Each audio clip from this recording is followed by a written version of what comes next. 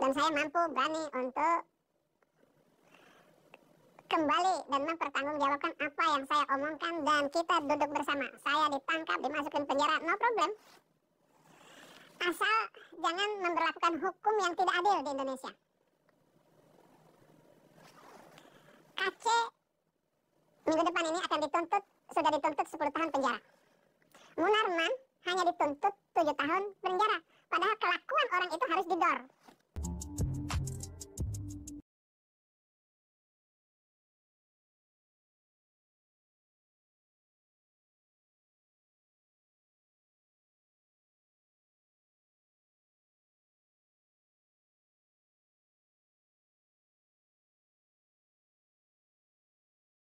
Dan juga selamat pagi di Amerika. Selamat pagi-pagi di Eropa. Nah, saudara-saudara, saya memberikan hidup saya semata untuk berjuang. Janganlah melecehkan orang lain. Kalau tidak mau dinista, jangan menista. Dengan keadaan sekarang ini, dan gaduhnya luar biasa, bukan saya sebenarnya yang membuat gaduh. Yang membuat gaduh itu menteri-menteri itu. Menteri Menko dia bikin pernyataan tentang saya, sementara menteri yang saya minta diam saja. Saya mau bertemu dengan Majelis Ulama, pimpinan Muhammadiyah, NU, mari kita bicara bersama. Bahwa kenapa terjadi gereja dirusak, apa-apa dirusak, itu kenapa? Pasti ada akibatnya dong. Nah, kekacauan hukum di Indonesia ini karena pelaksanaan hukumnya nggak bagus. Hukumnya sih sudah bagus, baik. Yang tertulis itu bagus, tetapi pelaksanaan hukum itu tidak bagus. Ini yang mau saya perjuangkan. Saya sudah mengorbankan seluruh hidup saya. Dan saya mampu berani untuk kembali dan mempertanggungjawabkan apa yang saya omongkan, dan kita duduk bersama. Saya ditangkap, dimasukin penjara, no problem. Asal jangan memberlakukan hukum yang tidak adil di Indonesia. KC minggu depan ini akan sudah dituntut 10 tahun penjara. Munarman hanya dituntut 7 tahun penjara. Padahal kelakuan orang itu harus didor. Ya, Munarman harus didor. KC dituntut oleh jaksa. Jaksa bermental busuk. Merekayasa semua. Apa yang dilakukan oleh KC? Direkayasa. Ditangkap di Bali, diperiksa di Jakarta, di sidang di Ciamis. Padahal lokus deliktinya di Bali. Kalau nggak di Bali ya di Jakarta, jangan dibawa ke Ciamis dong. Ini permainan hukum yang licik, buruk.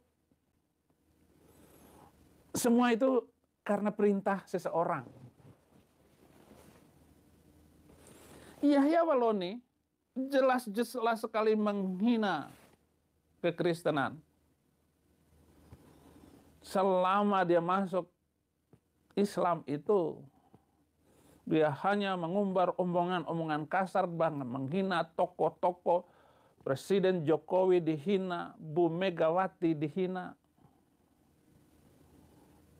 Pokoknya yang nasionalis, yang seolah-olah membela kekristenan, itu dihajar sama Yahya Waloni. Dituntut 7 bulan, divonis 5 bulan, langsung bebas.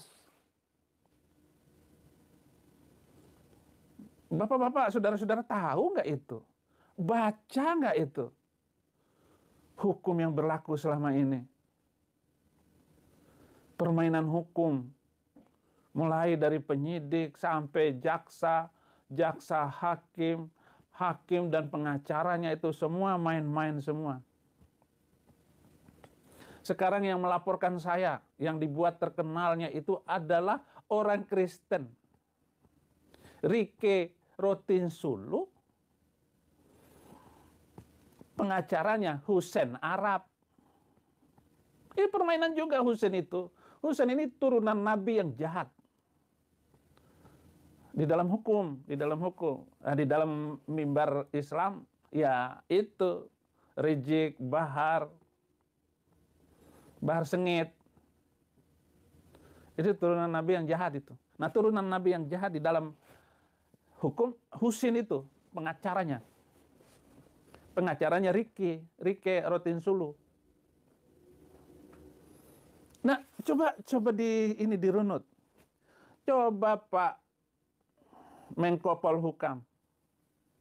Kan Bapak yang bikin gaduh. Menteri Agama juga diam, bikin gaduh, walaupun diam dia bikin gaduh. Jawab dong. Yang ribut malah Ade Armando. Saya harapkan Ustadz, kamu nggak ngerti apa-apa, Pak Ade. Kamu nggak ngerti apa-apa tentang agama, Ade. Lu profesor, doktor, kata-kata saya bisa memotong leher orang itu. Jangankan lo, kalau itu nggak bisa Fatihah, Qomat Kamit, baca sholat nggak ngerti artinya, ya kan diributin terus ini sama Kadrun ini, Al-Kadruniani, diributin terus. Nah, kita tidak mau. Saya tidak rela NKRI dirusak oleh mereka menyusup ke tentara, menyusup ke Polri, menyusup ke ASN.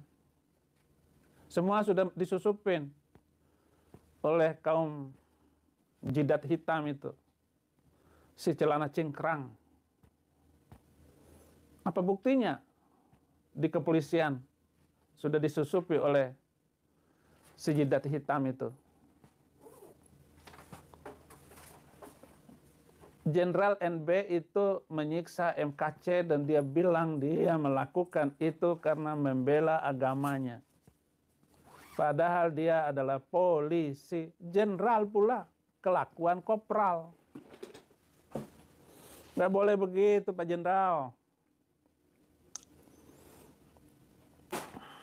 Di mana keperwiraanmu itu?